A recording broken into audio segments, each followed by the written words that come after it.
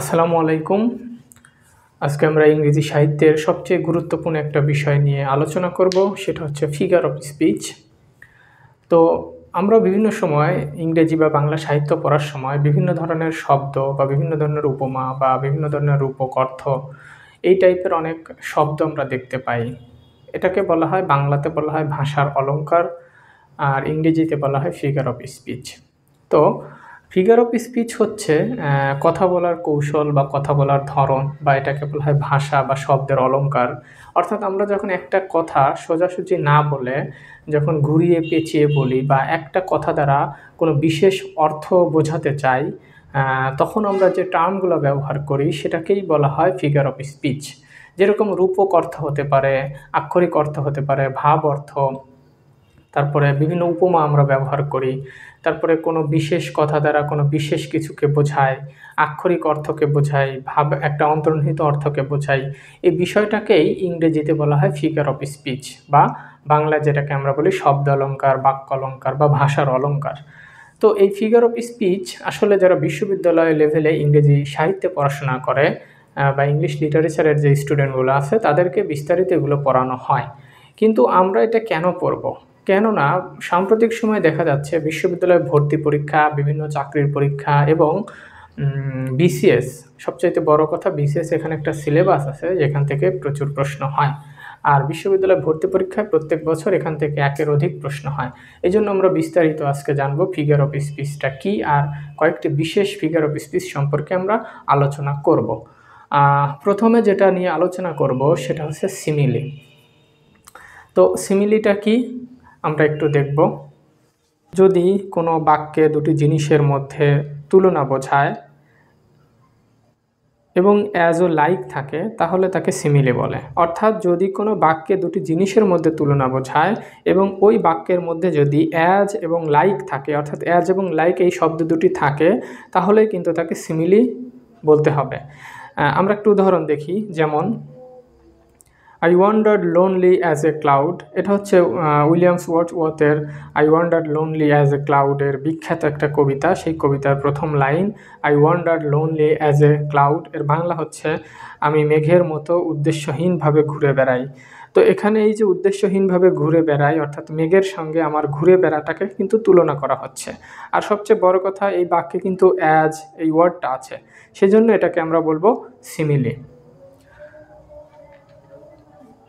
তো এখন আমরা সিমিলি আলোচনা করলাম, এখন আমরা দেখব মেটাফরটা কি। আসলে মেটাফর নিয়ে আমরা বিস্তারিত দেখি।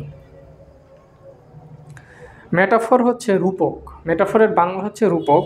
তো দুটি ভিন্ন জিনিসের মধ্যে তুলনা হবে এখানে, কিন্তু এখানে অ্যাজ এবং লাইক থাকবে না। আমরা দেখলাম যে সিমিলিতে কিন্তু অ্যাজ এবং লাইক থাকবে, কিন্তু মেটাফরে অ্যাজ এবং লাইক কোনো কিছুই থাকবে না। যেমন আমরা একটু উদাহরণ দেখি, the man is a mad dog. অর্থাৎ এই বাক্যে দ্য ম্যানকে একটা পাগলা কুকুরের সঙ্গে তুলনা করা হয়েছে, কিন্তু এখানে কিন্তু অ্যাজও নেই, কোনো লাইকও নেই, এই জন্য এটা কিন্তু মেটাফর হবে। এখন আমরা দেখব পার্সনিফিকেশনটা কি। পার্সনিফিকেশন কিন্তু পরীক্ষাতে অনেক গুরুত্বপূর্ণ, এটা পরীক্ষাতে কিন্তু আসে। পার্সনিফিকেশন অর্থাৎ কোনো জড় বস্তুকে মানব রূপে কল্পনা করা বা মানুষ হিসেবে ফুটিয়ে তোলা। অর্থাৎ আমরা যদি কোনো জড় বস্তুকে বা যার জীবন নেই তাকে যদি কোনো মানুষ হিসেবে কল্পনা করি বা কোনো মানুষ হিসেবে যদি তুলনা করি, তাহলে তাকেই বলা হয় পার্সনিফিকেশন। তো আমরা এটা বুঝলাম। তো এখন আমরা দেখি পার্সনিফিকেশনের একটা উদাহরণ। যেরকম mister pneumonia is not a quite gentleman. অর্থাৎ আমরা জানি নিমোনিয়া হচ্ছে একটা রোগ, তো এটা অবশ্যই কোনো ব্যক্তি না, কিন্তু এই মিস্টার নিমোনিয়াকে আমরা জেন্টলম্যানের সঙ্গে তুলনা করলাম। তার মানে এটা যে ব্যবহার, এটা যে সাহিত্য অলঙ্কার, সেটাকেই বলা হয় পার্সনিফিকেশন। তারপরে এখন আমরা দেখব অ্যালিটারেশনটা কি। অ্যালিটারেশন এটা কিন্তু পরীক্ষাতে অনেকবার আসছে। অ্যালিটারেশন হচ্ছে পাশাপাশি একাধিক শব্দের প্রথম বর্ণের পুনরাবৃত্তি হলে তাকে অ্যালিটারেশন বলে। অর্থাৎ অ্যালিটারেশন হচ্ছে পাশাপাশি যদি দুটি শব্দ থাকে বা দুটি বর্ণ থাকে, সেই বর্ণটা যদি রিপিটেশন হয়, বারবার যদি রিপিট করে, তাহলে সেটাকেই বলা হয় অ্যালিটারেশন। তো আমরা অ্যালিটারেশনের একটা উদাহরণ দেখি। Sleepy sun sank slowly over the sea. এখানে স্লিপি, তারপরে সান, স্যাঙ্ক, স্লোলি, এই শব্দগুলোর প্রথম বর্ণ কিন্তু এস, তার মানে প্রত্যেকটা শব্দই কিন্তু এখানে রিপিট হয়েছে, এই জন্য এটাকে বলা হয় ইলিটারেশন। আর ইলিটারেশনের বাংলা হচ্ছে অনুপ্রাস। এখন আমরা দেখব আয়রনি। আয়রনির বাংলা হচ্ছে বিদ্রূপ করা, অর্থাৎ ব্যঙ্গর্থে কোনো কিছু বোঝানো, সেটাকে আসলে আয়রনি বলা হয়। যেরকম আমরা যা মূলত মুখে বলা যায় না তা বুঝিয়ে বিপরীত অর্থ বোঝায়, অর্থাৎ আমরা মুখে যেটা বোঝাই সেটা না বোঝায় বিপরীত তার কোনো অর্থ বোঝাই, সেটাকেই আসলে বলা হয় আয়রনি। যেরকম আমরা একটা বিখ্যাত কবিতা দেখেছি, মহাকাব্য যেটাকে বলা হয়, ওয়াটার ওয়াটার এভরিহোয়ার ওয়াটার, অর্থাৎ এইচ.টি. কোলরিজের একটা বিখ্যাত কবিতা আছে, সেই কবিতার কিন্তু এটা line water water everywhere water, অর্থাৎ ওই কবিতায় বা ওই যে কাব্যে সমুদ্রে যখন দেখে যে চারিদিকেই পানি আছে, কিন্তু আসলে জানি আমরা সমুদ্রের পানি তো কখনো খাওয়া যায় না, তো তৃষ্ণা লাগলেও কিন্তু আসলে পানিটা খাওয়া যায় না, এই জন্য সেখানে ব্যঙ্গ অর্থে বলা হয়েছে যে ওয়াটার ওয়াটার এভরিহোয়ার, অর্থাৎ চারপাশেই পানি কিন্তু এক ফোঁটা পানি খাওয়ার মতো নেই, বিদ্রূপ করা অর্থাৎ আয়রনি। তারপর আমরা দেখব ইউফেমিজম। ইউফেমিজম অর্থাৎ আমরা যদি কোনো শ্রুতিকূট কথা, অর্থাৎ খারাপ ভাষা বা শব্দটাকে যদি শ্রুতি মধুর শব্দে কনভার্ট করে বলি তাহলে সেটাকে বলা হয় ইউফেমিজম। এটা পরীক্ষাতে অনেকবার আসছে, অর্থাৎ শ্রুতিকূট শব্দের পরিবর্তে কোমলতর পদের প্রয়োগ, অর্থাৎ শ্রুতিকূট যে অর্থাৎ খারাপ বা বাজে শব্দ ইউজ না করে কোমল বা সুন্দর শব্দে যদি কোনো কিছু বলা হয় তাহলে সেটাকেই বলা হয় ইউফেমিজম। অর্থাৎ এটাকে পরীক্ষা এভাবে আসছে যে ইনঅফেন্সিভ এক্সপ্রেশন, অর্থাৎ পরীক্ষাতে এভাবেই আসছিল যে ইনঅফেন্সিভ এক্সপ্রেশনটা আসলে কি, সেটা হচ্ছে ইউফেমিজম। তারপর আমরা দেখি হাইপারবলি। হাইপারবলিটা হচ্ছে অতিরঞ্জিত করা, অর্থাৎ কোনো কিছুকে যদি বাড়িয়ে বলা হয়, অতিরঞ্জিত করে যদি বলা হয় তাহলে সেটাকেই বলা হয় হাইপারবলি। যেরকম বাস্তবের চেয়ে অতিরিক্ত করে কিছু বলা, যেমন I am so hungry so I could it A horse, অর্থাৎ আমি এতই ক্ষুধার্ত যে আমি এখন একটা পুরো ঘোড়া খেয়ে ফেলবো। অর্থাৎ এটা I wandered lonely as a cloud, সেই বিখ্যাত কবিতা উইলিয়ামস ওয়ার্ডসওয়ার্থের, সেই কবিতায় কিন্তু একটা লাইন আছে যে 10,000 so I at a glance, অর্থাৎ এক নজরে আমি 10,000 ড্যাফোডিল ফুল দেখে ফেললাম। এটা ওয়ার্ডসওয়ার্থের সেই বিখ্যাত লাইন, অর্থাৎ এই যে এক নজরে কিন্তু আসলে 10,000 ড্যাফোডিল ফুল দেখা সম্ভব না, কিন্তু তারপরে যে অতিরঞ্জিত করে বলা, এটাকেই আসলে বলা হয় হাইপারবলি। আমরা যে 7টা ফিগার অফ স্পিচ সম্পর্কে জানলাম, এগুলো ছাড়াও পরীক্ষাতে অনেক সময় দেখা যায় যে অনেক সাহিত্যিক টার্ম আসে পরীক্ষাতে যেগুলো আমরা জানি না, অর্থ জানি না, তো আমরা এটা বিস্তারিত দেখব যে কি কি অর্থ এবং কিভাবে আসে। তো প্রথমে আমরা যেটা দেখব সেটা হচ্ছে ইপিলগ। ইপিলগটা হচ্ছে, এটার এক্সাক্ট যদি আমরা ইংরেজি থেকে বাংলা জানি তাহলে সেটা হচ্ছে উপসংহার। অর্থাৎ আমরা অনেক সময় দেখি যে কোনো নাটক বা কোনো অনুষ্ঠান শেষে যে নাটকের যে শেষ বক্তৃতা বা শেষ কথা, শেষের যে কবিতাটা হয় বা উপসংহারে যা নাটকের মোরাল অফ দ্য স্টোরি যে এক লাইনে অনেক সময় বলা হয়, সেটাকেই আসলে বলা হয় ইপিলগ সাহিত্যের পরিভাষায়। তারপর আমরা দেখব মনোলগ। মনোলগটা হচ্ছে স্বগতোক্তি, অর্থাৎ যে নাটকের রচনায় একটি মাত্র লোক কথা বলে। আমরা বিভিন্ন সময় দেখি একটা নাটক বা একটা সিনেমা বা কোনো কবিতায় একজন ব্যক্তিই কথা বলে আর অনেক শ্রোতা সেগুলো শোনে। যেরকম আমরা দেখেছি জসীমউদ্দিনের সেই বিখ্যাত কবর কবিতা, সেই কবিতায় কিন্তু জসীমউদ্দিন একা একা পুরো কবরের বর্ণনা দেয় তার ছোট্ট নাতির কাছে। তো এটাও কিন্তু বাংলা সাহিত্যের এটাকে বলা হয় মনোলগ। আচ্ছা, তারপর আরেকটা দেখবো হচ্ছে প্রোলগ। প্রোলগটা কি?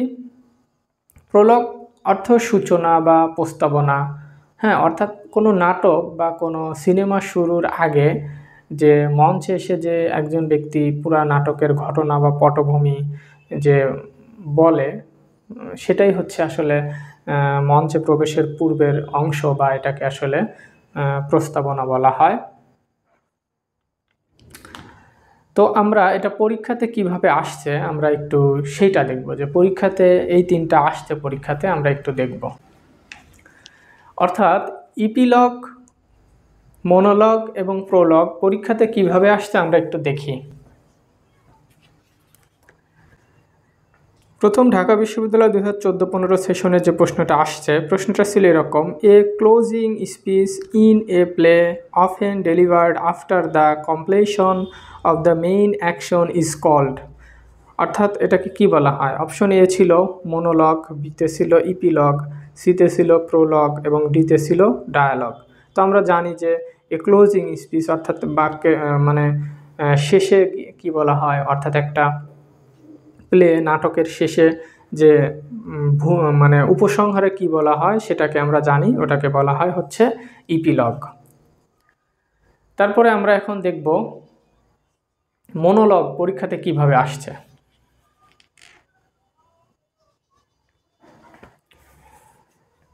এটা সাস্টে 2012-13 সেশনে আসছে, অর্থাৎ শাহজালাল বিজ্ঞান ও প্রযুক্তি বিশ্ববিদ্যালয়।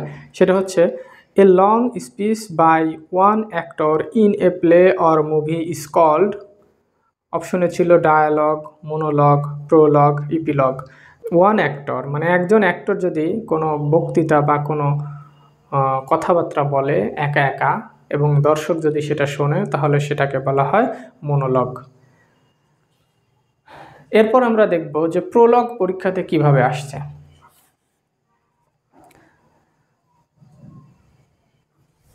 এটা খুলনা বিশ্ববিদ্যালয় 2008-9 সেশনে আসছে। এ প্রোলগ ইজ, অর্থাৎ প্রোলগ বলতে আমরা কি বুঝি? অপশনে ছিল a poem or speech at the end of a play, an introduction to a play or a literary work, a song of morning, the science of versification. তো এখন আমরা জানি যে প্রোলগ হচ্ছে কোনো নাটক বা কোনো কথার যে প্রস্তাবনা বা প্রথম কথা, সেটাই হচ্ছে প্রোলগ। তার মানে এখানে বি নাম্বার হবে an introduction to a play or a literary work. তার মানে আমরা তিনটা জিনিস, সেটা হচ্ছে প্রোলগ, ইপিলগ এবং মনোলগ সম্পর্কে আমরা জানলাম। এখন আরও কিছু প্রশ্ন বিভিন্ন জায়গায় আসছে সাহিত্য টার্ম নিয়ে, সেটা আমরা একটু বিস্তারিত দেখব।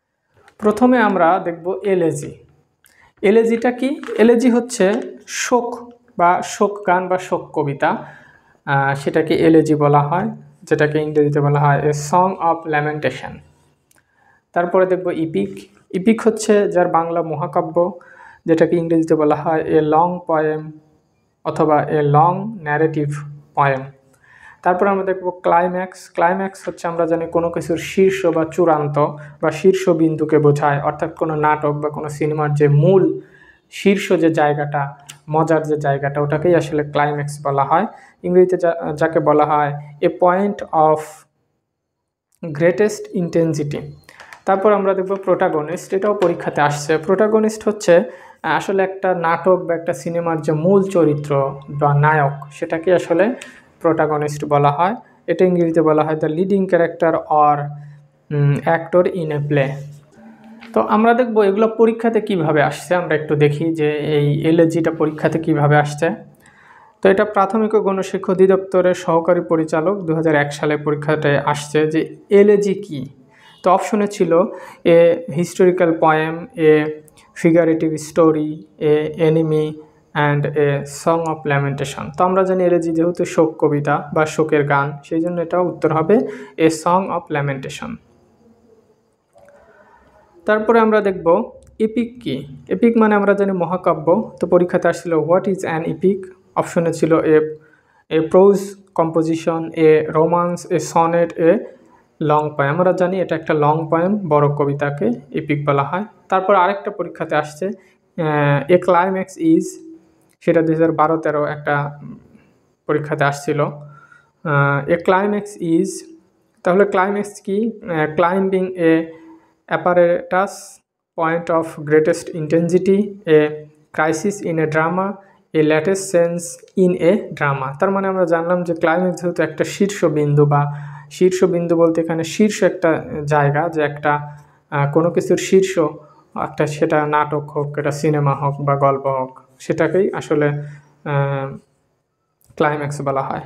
তারপরে আস্তে আস্তে প্রোটাগনিস্ট কি, প্রোটাগনিস্ট ইন্ডিকেটস, এটা দুর্নীতি দমন কমিশনে আসছে, পাসপোর্ট অধিদপ্তরে আসছে, অনেক জায়গায়। Protagonist indicates a villain in a play, A the clown in a play, the leading character or actor in a play, the stage director of a play. তার মানে এটা সি নাম্বার, যে প্রোটাগনিস্ট মানে নায়ক বা গল্পের মূল চরিত্র। তো ধন্যবাদ সবাইকে।